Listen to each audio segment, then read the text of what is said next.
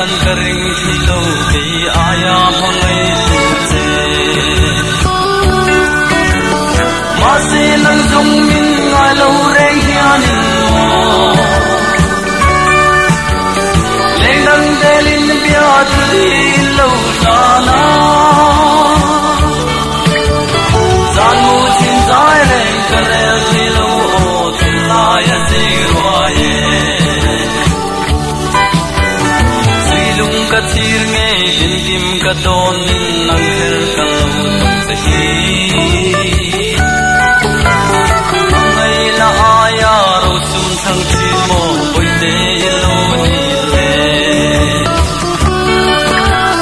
ma se nang jong min ngai lo reng hian mo leng dang delin bia thli lo na na zan mu chin zai reng kare hilo tilai se roye silung ka thir nge kim kim ka don in nang hel ka lo tong se hi